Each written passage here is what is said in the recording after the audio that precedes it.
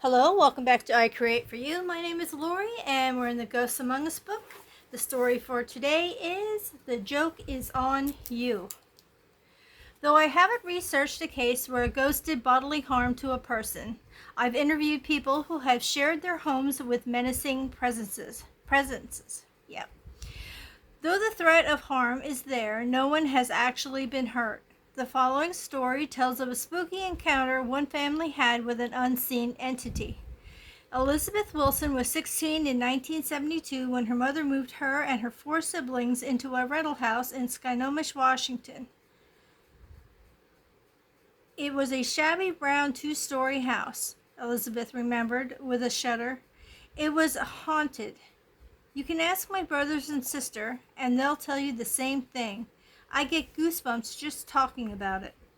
The house was about a century old. It had once been the headquarters for the Apex gold mine, she explained.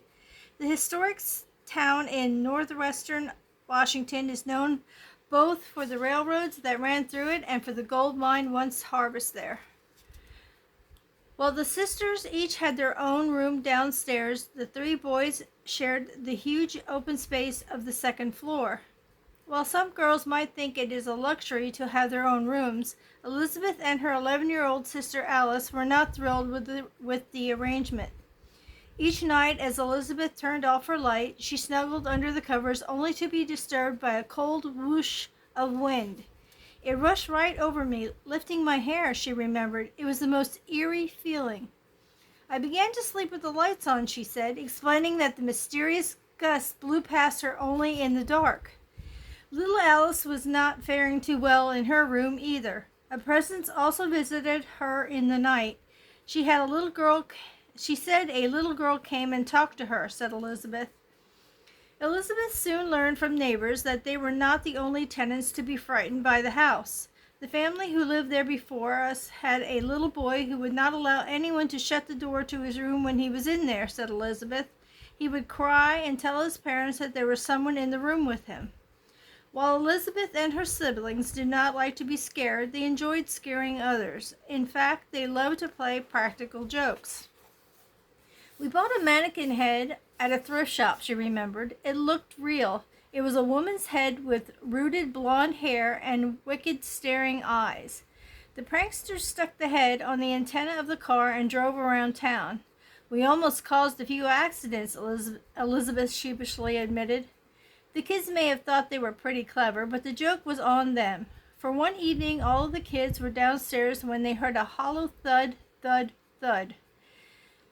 The kids looked at each other, baffled by the noise. It sounded like something was rolling down the stairs, and then it rolled back up. When the noise stopped, they went to investigate. We found the mannequin head had been moved, and it was not the last time it happened, remembered Elizabeth. Several more times the head was heard bouncing around upstairs. We finally got rid of it. Alice, who was small for an 11-year-old, had a favorite prank she liked to play on her older sister's unsuspecting friends. An old player piano with its insides missing occupied one wall of Elizabeth's room. Alice was petite enough to climb inside and would often do so when no one was looking. As soon as the older girls were engrossed in conversation, the mischievous little girl would pluck the piano keys. It made a dink, dink, dink sound, said Elizabeth. She always made the exact same sound. Elizabeth, of course, would just laugh when she heard the familiar pattern, but the sudden playing of the piano startled her friends. Then one evening, as the family was eating at the dinner table, they heard dink, dink, dink. Alice, up to her old tricks? Not exactly. All eyes went to Alice, who sat with them at the table. Realization sunk in. We were all there, Elizabeth remembered, and we were stunned when we saw she was there too. Who had hit the distinctive pattern of notes? We got up to investigate, said Elizabeth. They peered inside the piano. No one was inside. Once again, the joke was on them. Alice never played that trick again, said Elizabeth with a laugh. Who is the mysterious prankster who seemed to join in on the kids' jokes? Perhaps the culprit was nothing more than a kid herself, for the presence who visited Alice's room often cried like a little girl. Alice heard her many times. "Mommy, Mommy," the cries were stained with tears. Who was the ghost? The puzzle was solved when Elizabeth chatted with neighbors, old-timers who had lived in the area a long time. "They told me that a little girl had died of pneumonia in the house," she said, explaining the death occurred somewhere around the early 1900s. Was the troubled little spirit the only ghost haunting the home, or did other ghosts reside there too? No one, of course, can say for sure. But some of the paranormal occurrences chilled the children to the marrow. Elizabeth shivered as she recalled an incident in the kitchen. "We had one of those old wringer washing machines," she said. "One day my sister was standing in the kitchen when the washing machine lifted 5 inches off the floor. Several family members watched in horror as the machine levitated, then tilted toward the little girl as if it was going to dump water on her. Was it just another prank by a troubled little ghost, or was there something more sinister at that home? The answers are ashes in the wind. A few years after the family moved out, the house was burned down as a practice exercise for local firefighters. Sorry. Very interesting. Pretty cute that it liked to play tricks just like they did like to play tricks, only hers weren't as funny as theirs were, right? Yeah, that's just creepy. That mannequin head, whew, that sounds like something I would do. I'd be silly like that, but I don't know if I'd want that to come back at me. Could you imagine if they had bedposts and the mannequin head was stuck on one of the bedposts when they woke up in the morning and they had that crazy little mannequin looking at them? Yeah, that would have been a good joke. Okay, I'm going to just do a little girl. She's going to probably look a little creepy, but hey, that's okay. That's what this channel's about. Okay. Well, not basically. That's more my coloring channel. Creeping It Colorful is like that. So, alright, let's see if I can make her look scary enough.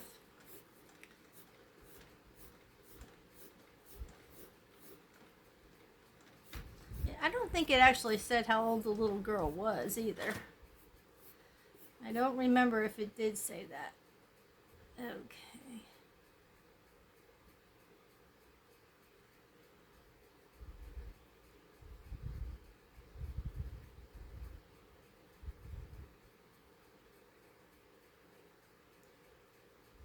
Let the creepiness begin.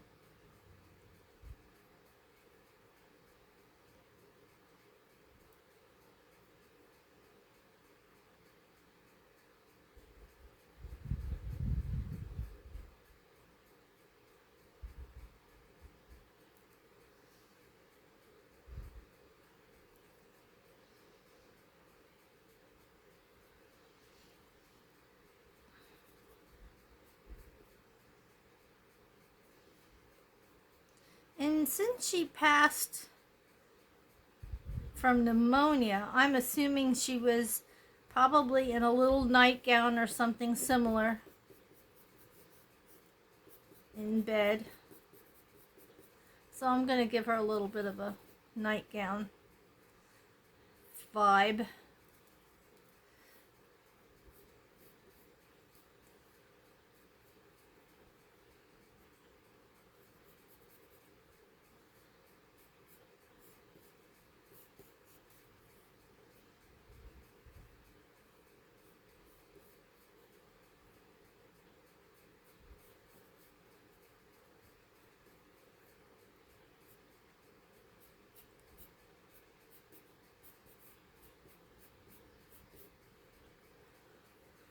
Poor thing. Well, at least she had some fun before her house got totally burned. Don't you ever wonder what happens to ghosts and stuff if their place that they haunt is destroyed? Are they still in limbo? You know, it makes you wonder if they were able to move on then, or if they were just stuck, not knowing what happened. Well, you probably understand what happened, but if they're already stuck there, I mean, do you think it's fair that they burn it down before they help the person move on? I don't know. That's just a thought.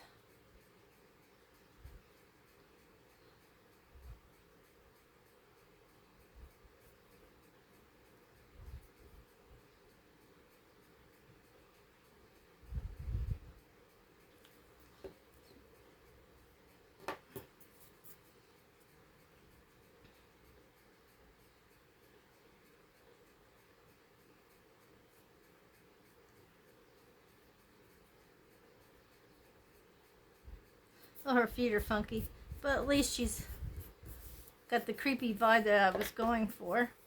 Make her even creepier around here.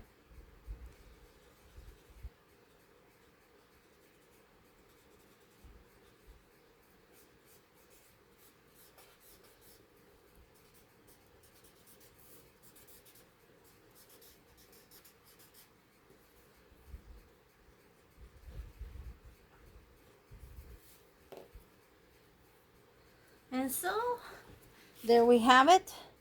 The creepy little girl.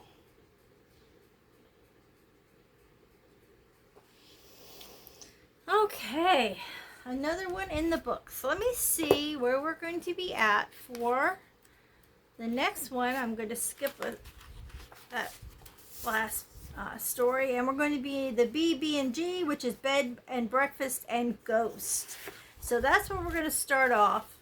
Let's see what we have left in. Last one is When Justice is Done, and I believe that might be the last group of, yeah, it looks like that's the last group. So we have this one, and then we're done with this book, and we're going to move on to something new. So probably till the end of the month for this one, and then maybe July we'll start a new book. Alrighty. Oh, and remember, these books that I'm reading from, once I'm done with them, I'm going to put them all on a pile. And at the end of the year, we're going to do some type of giveaway for these books. We'll see how that goes.